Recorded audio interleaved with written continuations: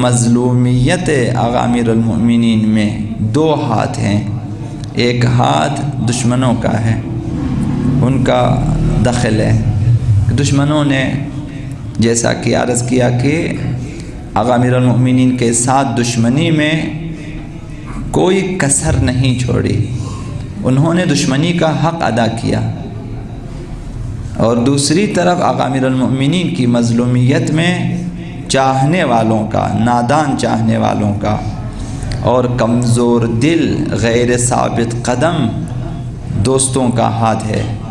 انہوں نے آقا امیر المؤمنین سے محبت کا حق ادا نہ کیا، حمایت و اطاعت و نصرت کا حق ادا نہ کیا۔ تو ظلم یہ ہے، ستم یہ ہے اور رونا یہ کہ دشمنوں نے حق دشمنی ادا کیا، دوستوں نے دوستی کا حق ادا نہ کیا، اطاعت و حمایت کا حق ادا نہ کیا۔ تو لہٰذا آقا امیر المؤمنین نے دشمنوں سے اتنی ان کے بارے میں شکایت نہیں کی ہے، دوستوں سے شکایت، ان کے بارے میں شکایت کی ہے، دوستوں کی شکایت ہے۔ یہ جو چند خطبوں میں آقا امیر المؤمنین نے شکایات بیان کیے ہیں، یہ دوستوں کے سلسلے میں، چاہنے والوں کے سلسلے میں، ان کی غفلت کی شکایت، ان کی کاہلی، سستی، عدم ثبات، ان کی شکایت کی ہے۔ تو دشمنوں سے زیادہ آقا امیر المؤمنین کو دوستوں سے شکایت ہے، چاہنے والوں سے شکایت ہے۔ ہمیں یہاں پہ سوچنا چاہے ہر شخص، نہ میں کوئی دعویٰ کر سکتا ہوں، نہ شاید آپ کوئی دعویٰ کر سکتے ہیں آقا امیر المؤمنین کی اطاعت، حمایت، نصرت کے سے، لیکن سوچنا چاہیے کہ کہاں تک میں نے آقا امیر المؤمنین کا ساتھ دیا ہے، کیسی نصرت کی ہے، کیسی میں نے ان کی حمایت کی ہے، کیا کیا ہے میں نے ان کے لیے۔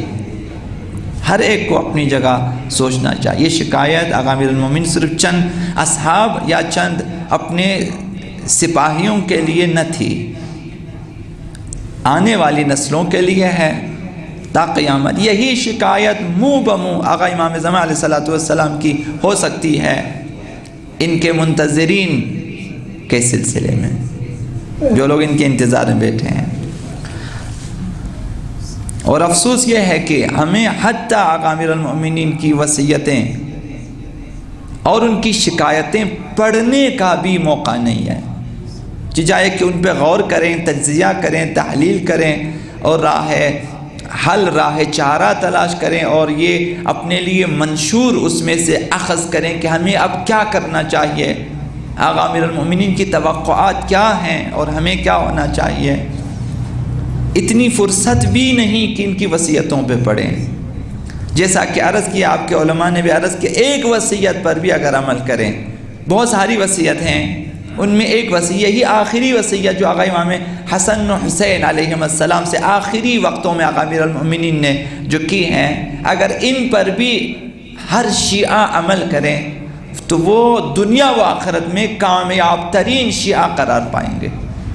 یعنی ایک آخری جو وصیت ہے، ابھی توفیق نہ ملی کہ اس وصیت کو کبھی عرض کیا تھا آپ کی خدمت میں، اس پر بھی اگر عمل کیا جائے، اوصیکما بتقوی اللہ، جو آپ کو معلوم ہے کہ کونا للظالم خصما وللمظلوم عونا، یہ آخری دنوں میں آقا امیر المؤمنین کی وصیت ہے، اسی پر بھی اگر عمل کیا جائے ہم لوگ کامیاب ہو جائیں گے۔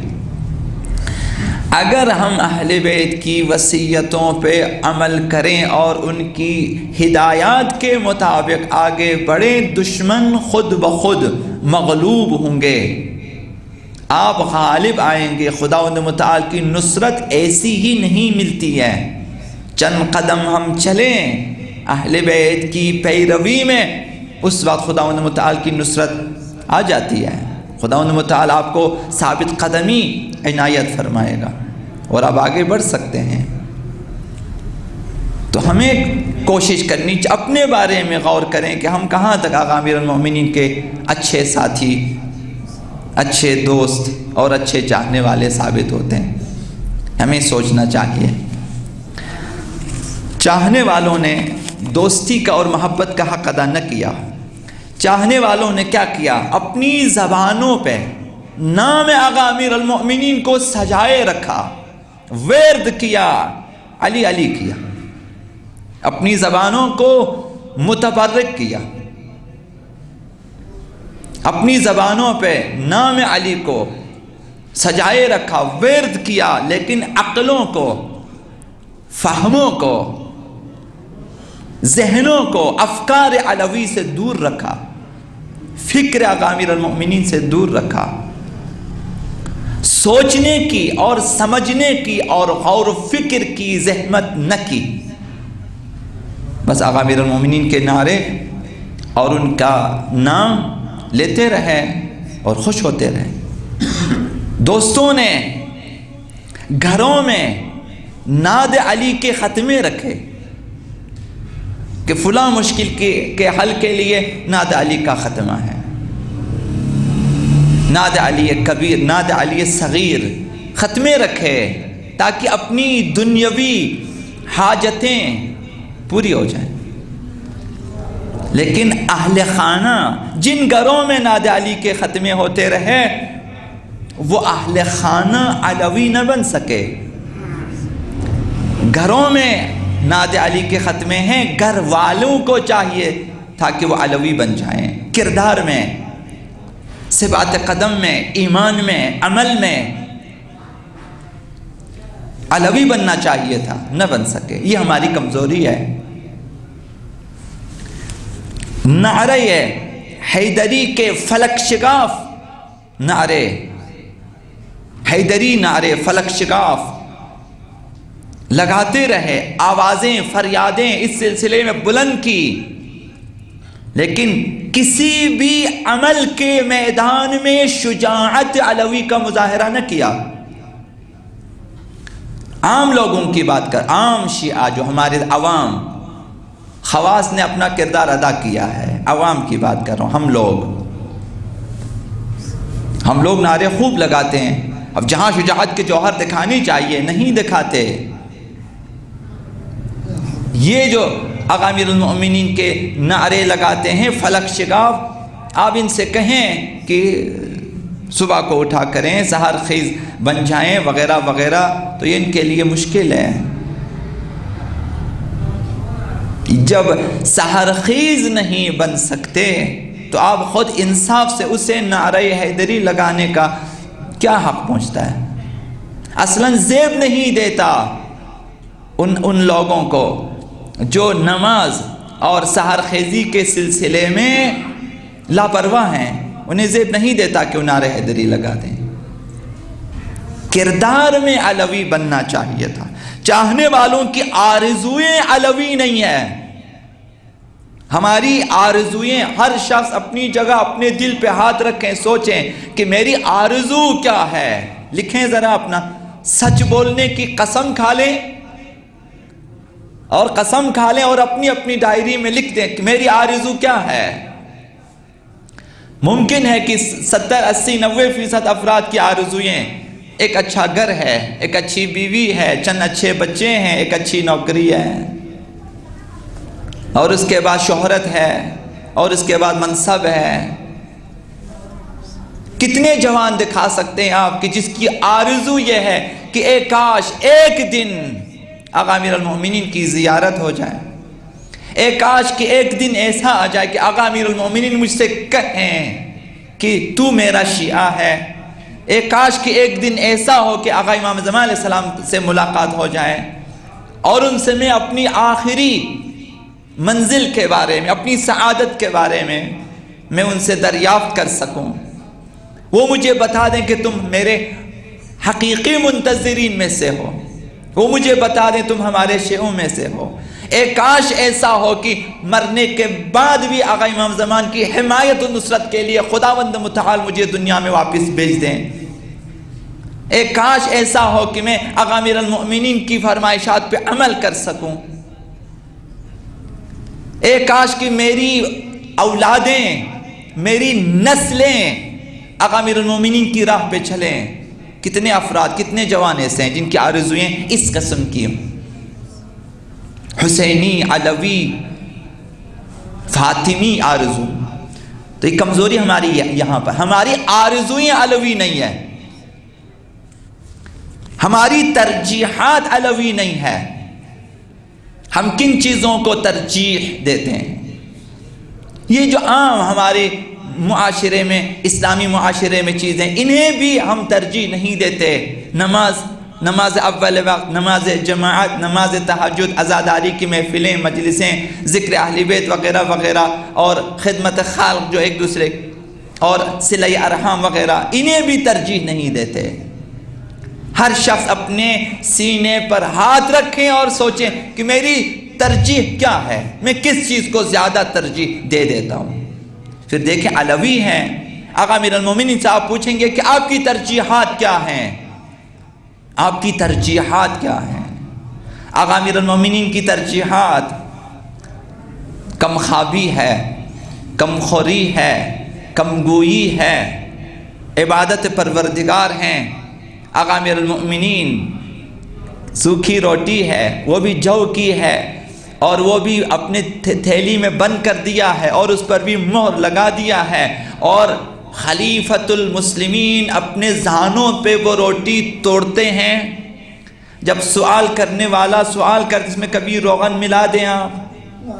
کہا کیسے ممکن ہے کہ یہاں پہ دوسرے تیسرے غریب میری حکومت میں رہتے ہیں اور میں اس میں روغن ملا کے کھاؤں؟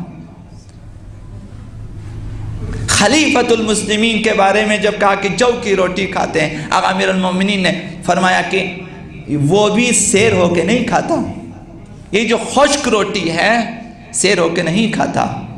ترجیحات کس چیز کو؟ آقا امیر المومنین کی ترجیح یہ ہے کہ معاشرے میں کوئی غریب، کوئی نادار بھوکا نہ سوئے۔ ترجیحات آقا امیر المومنین۔ راتوں کو آقا امیر المومنین دستک دیتے ہیں، کھانا رکھ لیتے ہیں اور چلے جاتے ہیں۔ بعض گھروں میں خود آقا امیر المومنین چلے جاتے ہیں، اپنے ہاتھوں سے ان یتیم بچوں کو کھانا کھلاتے ہیں، راشن دینے کے بعد خوشحال ہو جاتے ہیں۔ خوش نہ ہو جائیں، ابھی تک کچھ نہیں کیا، جب تک ہم غریبوں کے پاس اس طرح پہنچے جس طرح امیر المومنین پہنچتے تھے، انہیں اپنے گود میں بٹھا کے کھلا سکیں، تب آپ کہہ سکتے ہیں کہ ایک قدم ہم آقا امیر المومنین کی طرف بڑھ سکیں ہیں۔ ابھی تو آپ نے راشن کی پرچی مجھے دی اور آپ خوشحال ہوتی میں نے بہت بڑا کام کیا ہے، کچھ نہیں کیا ابھی تک، آپ نے اپنی درآمد کا 1% بھی نہیں دیا، جبکہ آقا امیر المومنین اپنے گھر کے تمام اثاثے، ساری دہرائی غریبوں کے راہ میں دے دیتے تھے۔ ہم نے ابھی تک کیا 1%، 2%؟ آقا امیر المؤمنین کی ترجیحات یہ ہے کہ کوئی بیوہ بھوکا نہ سوئے،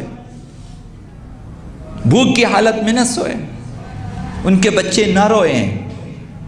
یہ ترجیحات آقا امیر المؤمنین خود نہیں کھاتے۔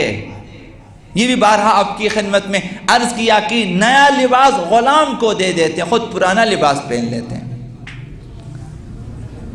آستین بڑی ہو جاتی کاٹ لیتے ہیں، دوسرا لباس نہیں ہوتا کہ بدلیں اور پرانے لباس کو دھو لیں، آستین دو کے ممبر پہ آتے خطبہ میں خشک بھی کرتے ہیں۔